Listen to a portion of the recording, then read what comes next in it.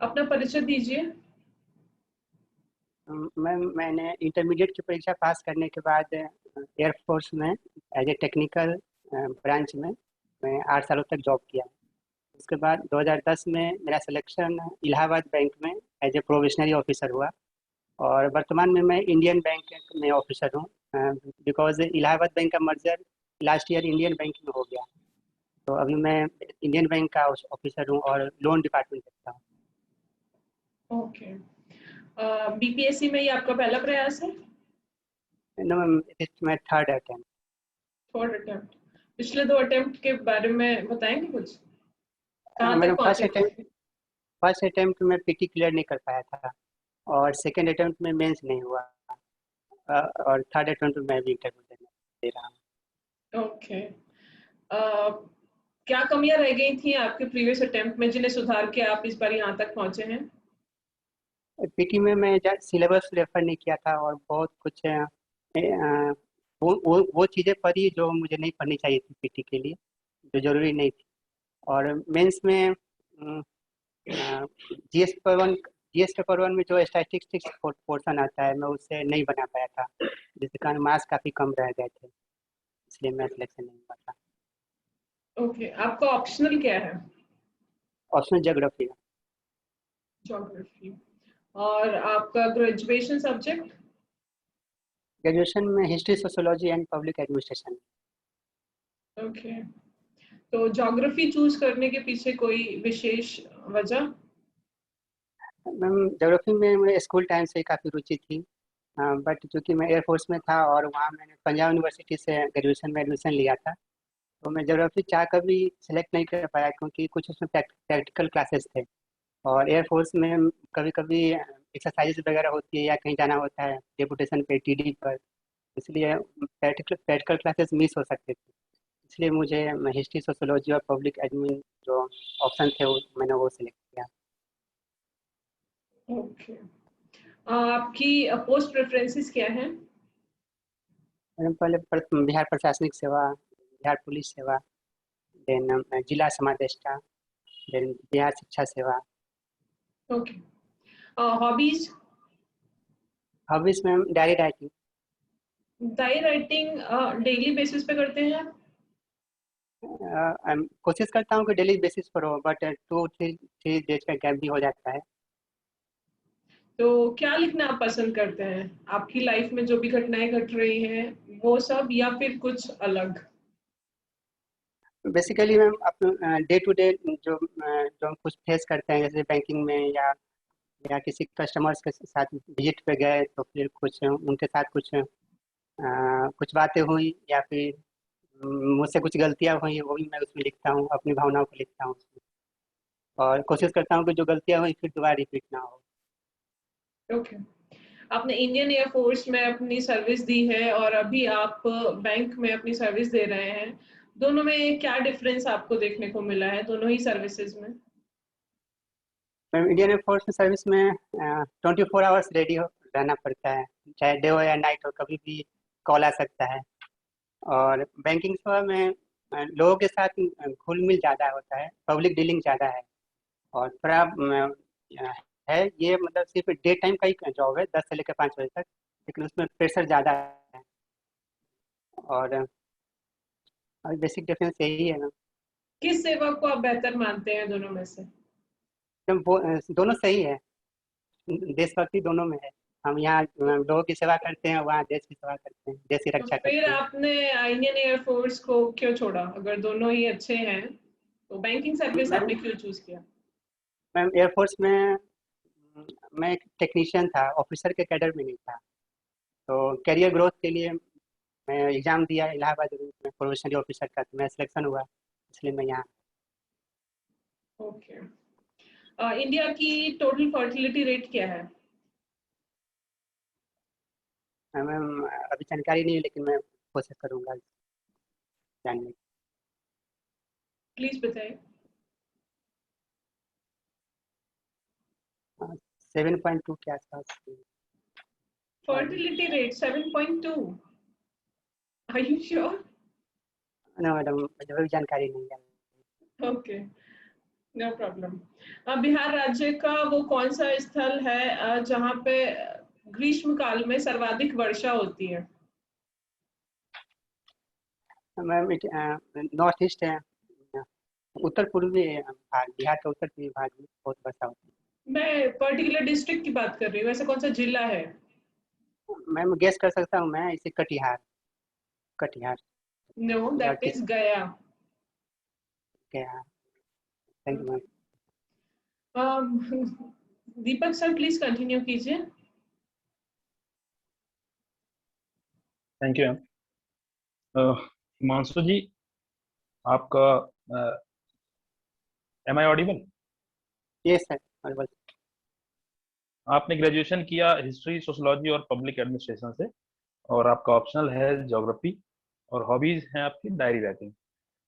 तो diary writing से related एक बहुत फेमस बुक है, वो ग्लोबली फेमस है, बता सकते हैं कौन सी है? नहीं सर, अभी तो नहीं मालूम है, लेकिन मैं जरूर इस पर रेफर करूंगा सर। जी। पब्लिक एडमिनिस्ट्रेशन में वुडरो विल्सन को किस लिए जाना जाता है? सर पता नहीं है अभी सर मुझे। एक्चुअली सर मुझे वो सब्जेक्ट पढ़े हुए काफ़ी दिन हो गए सर, तो बहुत बहुत कुछ भूल गया हूँ सर। जी। एयरफोर्स में आप क्या काम करते थे? सर एयरक्राफ्ट में ट्रांसपोर्ट एयरक्राफ्ट है, तो उसमें वहाँ मैं टेक्नीशियन था सर। और एयरक्राफ्ट के अंदर जो कम्युनिकेशन इक्विपमेंट्स होते हैं, तो उनकी मैं सर्विसिंग करता था।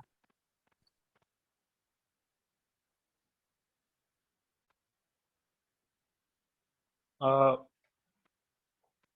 अभी हाल ही में न्यूज में है कि इंडिया के पार्लियामेंट बिल्डिंग में यूवीसी टेक्नोलॉजी का इस्तेमाल करके डिसइंफेक्शन का कार्य किया जाएगा, कोरोना बेसिकली कोरोना इन्फेक्शन को डिसइंफेक्ट करने के लिए। तो बता सकते हैं यूवीसी टेक्नोलॉजी क्या है, मतलब इससे आप परिचित हैं? सर अभी सुना नहीं है सर इसके बारे में सर, बट डेफिनेटली मैं इसके बारे में जानने की कोशिश करूँगा। जी। अ, बिहार में कटिहार जिले में एक जगह है जोगी बिल, जो अभी रिसेंटली पास्ट एक दो साल में बहुत ज्यादा न्यूज में था। तो बता सकते हैं किस वजह से वो इतना न्यूज में था?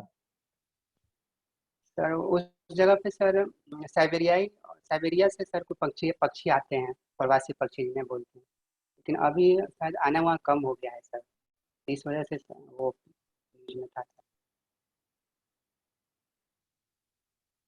टैरिफ और नॉन टैरिफ बैरियर्स से आप क्या समझते हैं? सर टैरिफ शायद ये सर आयात शुल्क से रिलेटेड है। जो वस्तुएं बाहर से हमारे इंडिया में आती हैं, तो उन पे भारत सरकार कुछ आयात शुल्क लेती है, तो इससे वो रिलेटेड है सर। ज़्यादा मुझे डीप स्टडी नहीं नहीं किया सर उसके बारे में। जी। साइक्लोन्स अभी रिसेंटली इंडिया में दो साइक्लोन्स हिट किए, तो बता सकते हैं आप साइक्लोन्स के आने का क्या कारण होता है, साइक्लोन्स क्यों डेवलप होते हैं? ये सर, सर ये बेसिकली सर समुद्री एरिया में डेवलप होते हैं। जब वहाँ कम दाब का क्षेत्र हो जाता है, तो उस कम दाब के क्षेत्र पर चारों ओर से हवाएं आती हैं बहुत तेज गति से, तो जिससे कारण वहाँ पर आंधी तूफान और बारिश ये सब सभी जाती हैं सर, तो इसे ही चक्रवात। लैंड एरिया में साइक्लोन डेवलप नहीं होता है? सर जनरली सर ये समुद्री एरिया में ही डेवलप होता है सर, और वो उसके बाद वो फिर आता है लैंड एरिया में, लैंड एरिया की। हम्म,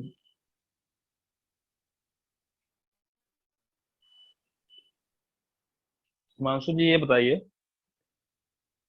बायोलॉजिकल ऑक्सीजन डिमांड, इसके बारे में सुना है आपने?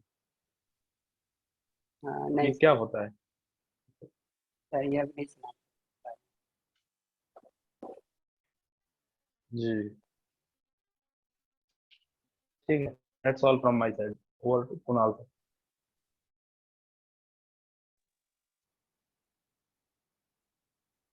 मेरी आवाज पहुंच रही है अब तक? ये sir yes.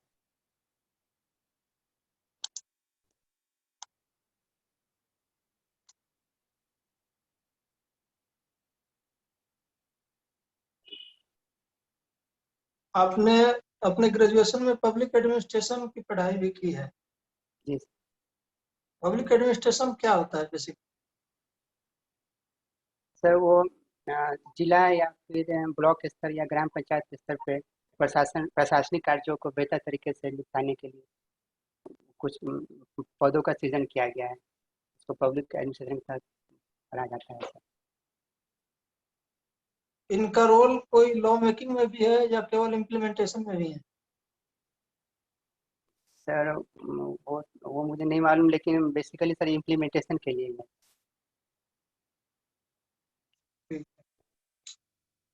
Hydrated calcium sulphate किसे बोलते हैं? सर कैल्शियम सल्फेट CaSO4 हुआ, बट हाइड्रेटेड कैल्शियम सल्फेट कोई एक यूजफुल आइटम है जिसका यूज लगभग होता है घर बनाने सर में। सर ये चूना पत्थर सर मुझे मालूम नहीं है सर। ये अभी हाइड्रेटेड कैल्शियम सल्फेट जिप्सम को बोलते हैं। Gypsum, yes sir, yes sir. Gypsum, वैसे जिप्सम का क्या रोल होता है? सर जिप्सम को मिलाने से सर ये सर मैं अभी याद नहीं कर पा रहा हूँ वो। सर हड्डियाँ जब टूट जाती हैं तो उसको जो लेप लगाया जाता है उसमें जिप्सम मिलाया जाता जिप्सम किसमें यूज होता है? जो घर का निर्माण होता है उसमें कौन सा मटेरियल में जिप्सम को ऐड किया रहता है? है sir. I think sir cement में सर। सीमेंट में। तो सीमेंट के जो सेटिंग टाइम है उसको बढ़ाने के लिए जिप्सम का उपयोग होता है। हो जल्दी सकता है सर। जल्दी वो सेटल्ड ना हो जाए, क्योंकि बनाने के दौरान ही सेटल्ड होने लगेगा तो फिर कैसे बना पाएंगे, आगे का काम कैसे होगा? इसकी वजह से जिप्सम ऐड होता है उसमें। जी हो सकता एनीवे, है तो आपने एयरफोर्स की जॉब कब से कब तक की? सर। जून 2002 ईस्वी से लेकर सितंबर 2010 तक। 2002 से लेकर 2010 तक, यस। 8 साल तक किया। ठीक है।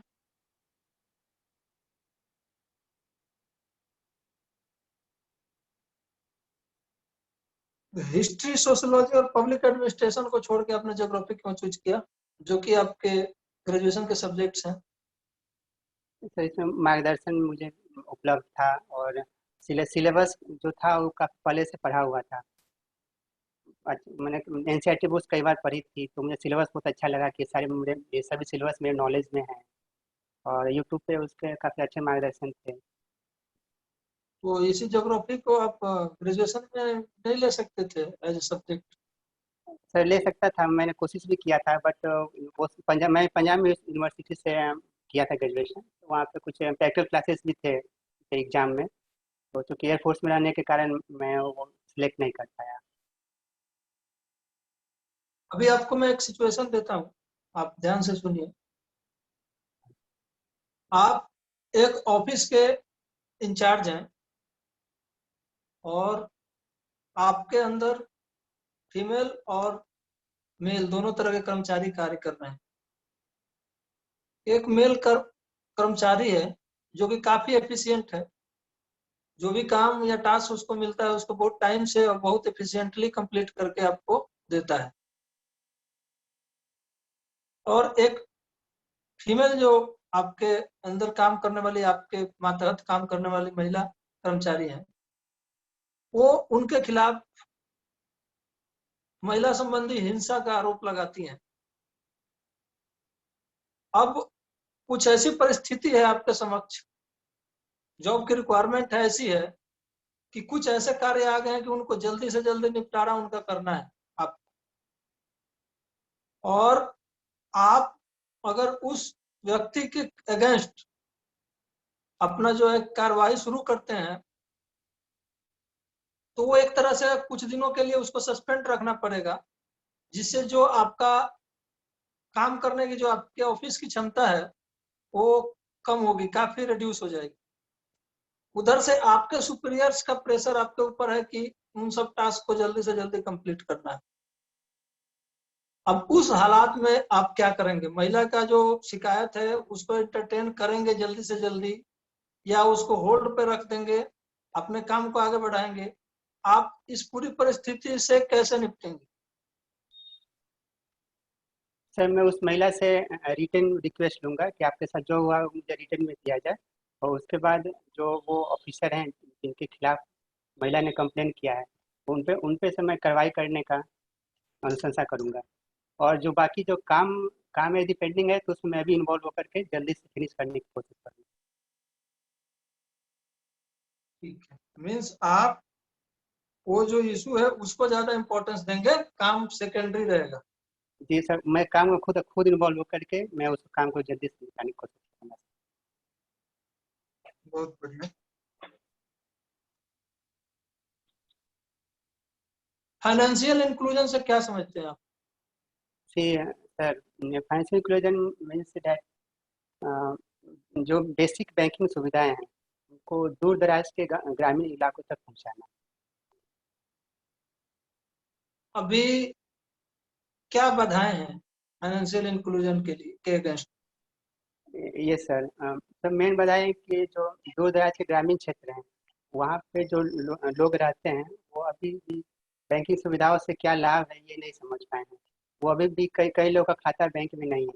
इस वजह से जो सरकारी योजनाएं होती हैं उनका लाभ उनको नहीं मिल पाता है, क्योंकि वो अवेयरनेस नहीं है उनके अंदर, जागरूकता जो नहीं। नहीं तो अभी तक वो क्यों नहीं शामिल हो पाए हैं? वो बाधाएं क्या है? वो नहीं है उससे तो बहुत सारी समस्याएं हैं, इंक्लूडेड नहीं है तो वो तो पता ही है कि तमाम दिक्कतें आएंगी उसके लिए। लेकिन अभी तक क्यों नहीं हुए, जब तक इतना बड़ा, आपको पता है कि इतना बड़ा ड्राइव सेंट्रल गवर्नमेंट के द्वारा बहुत बड़े स्तर पे किया गया था, चलाया गया था कि भाई सबका अकाउंट खुले और सारे लोग मैक्सिमाइज किया जाए इंक्लूजन को। तो अभी भी ऐसी क्या प्रॉब्लम्स हैं कि अभी भी इतने बड़े लेवल पर जो है इंक्लूजन नहीं हो पाया है लोगों का? सर बैंकिंग जो ब्रांचेज हैं उन एरिया बहुत से एरिया में अभी नहीं खुले हैं। कुछ बैंक 5 किलोमीटर 6 किलोमीटर की दूरी पर भी हैं, तो लोग इतना दूर जाने की वजह से वो अभी खाता नहीं खोले। मैं भी जब कोई फील्ड बेचने जाता हूँ तो मुझे करीब 5-6 किलोमीटर जाना पड़ता है दूर दराज के इलाकों में। तो ये मेन है ये सर। जो आप अभी ब्रांच मैनेजर हैं बैंक में, जैसे असिस्टेंट ब्रांच मैनेजर। आपका स्पेशलाइजेशन क्या है? जैसे कोई किसी का लोन ऑफिसर या ऐसे करके कुछ बताते हैं, तो आपका क्या है इसमें? Sir loan officer. Loan officer ही हैं आप? अभी मैंने देखा है और जो सुना है, अभी गवर्नमेंट का ये प्रयास है, कोशिश है कि जो लोन है ज्यादा से ज्यादा, अगर जो एलिजिबिलिटी अगर उसको पूरा करें तो ज्यादा से ज्यादा लोगों को लोन डिस्ट्रीब्यूट किया जाए। फिर भी जो मेरा एक कॉमन ऑब्जर्वेशन है, अभी भी इसमें बहुत बाधाएं हैं। जिसको रिक्वायरमेंट है, गवर्नमेंट का उधर से निर्देश भी है, प्रयास भी है, और जिसकी रिक्वायरमेंट है वो आपके पास पहुंचते भी हैं। इसके बावजूद भी मैंने देखा है कि इसमें प्रोसेस में काफी डिले होता है और काफी दिक्कतें आती हैं। कई लोगों की ये शिकायतें होती हैं। इसका क्या कारण है? जो चूंकि आप उस नोडल लेवल पे काम कर रहे हैं, तो आप बता सकते हैं इसके बारे में? सर जिस काम के लिए लोग लोन लेने आते हैं, यदि उस पैसे को लेकर के उस काम के लिए में लगाएं, इन्वॉल्व करें, तो वो बेसिकली उसे इनकम होगी और वो लोन भी रिपे होगा। वो लोन एनपीए नहीं जाएगा। लेकिन बहुत सारे सर ग्रामीण लोग लोन लेते हैं, लेकिन उस पैसे का इस्तेमाल कहीं दूसरे पर्पज़ के लिए करते हैं, वो शादी के लिए या फिर कुछ और पर्पज़ के लिए। तो उस लोन से इनकम नहीं हो पाता उनका, और इस वजह से वो लोन रिपेमेंट में प्रॉब्लम होती है और लोन एनपीए हो जाता है। इसलिए इसलिए बैंक बहुत सोच समझ के सर कम लोगों को ही लोन देती है, नहीं, ताकि सोच समझ के उसका जो प्रोसीजर है, जो एलिजिबिलिटी है कि ये शर्तें जो हैं पूरी होनी चाहिए, उसके बाद ही लोन दिया जाएगा। ये तो वो एक बार शर्त पूरे हो जाने के बाद उसमें सोचने समझने की तो कोई ज्यादा गुंजाइश नहीं होती।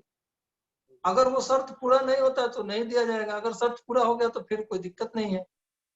रीपेमेंट तो बाद में होगा। जो रिक्वायरमेंट गवर्नमेंट के द्वारा या बैंकिंग एजेंसी के द्वारा सेटल्ड किया गया है कि अगर किसी को घर बनाने के लिए कोई ले रहा है जमीन, ये अपने जमीन है उसके पास और घर बनाने के लिए लोन ले रहा है तो घर में ही इस्तेमाल करे, उसको एश्योर करने के लिए भी एजेंसीज हैं और प्रोसीजर है।